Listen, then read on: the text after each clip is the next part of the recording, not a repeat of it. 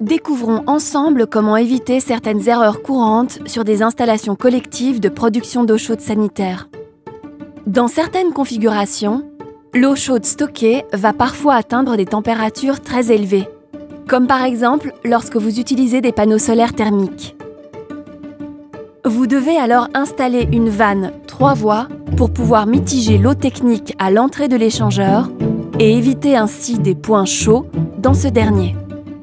Ces points chauds favorisent l'apparition de tartres dans l'échangeur côté eau chaude sanitaire, ce qui en réduit considérablement la durée de vie et l'efficacité.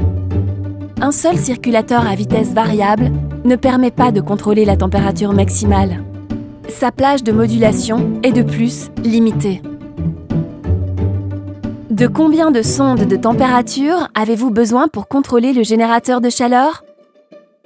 Dans le cas d'un échangeur interne, une seule sonde placée dans le milieu du ballon est suffisante, car il est naturellement déstratifié lors de la chauffe, ce qui uniformise la température sur toute sa hauteur.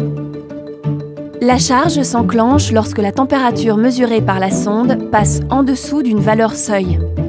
Elle s'arrête lorsque la température repasse au-dessus de la valeur seuil, majorée de 2 à 3 degrés. Dans le cas d'un ballon avec échangeur externe, vu que la stratification est maintenue pendant la charge, il est plus intéressant de placer 2 sondes de température, une dans le haut et une autre dans le bas du ballon. Vous devez définir des températures seuil différentes pour chaque sonde afin qu'elles soient adaptées à la stratification du ballon. Outre la gestion marche-arrêt de la charge, il est recommandé de contrôler la température de l'eau chaude sanitaire produite.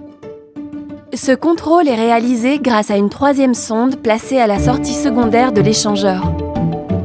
Cette sonde de température est utilisée pour ajuster le débit du côté primaire de l'échangeur.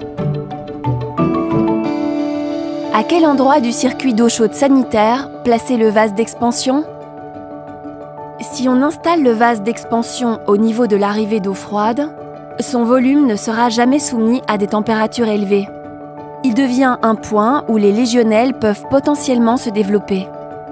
Il faut le placer au niveau de la partie la plus chaude de la boucle pour que la température y soit élevée. Où convient-il de raccorder le retour de la boucle de déstratification?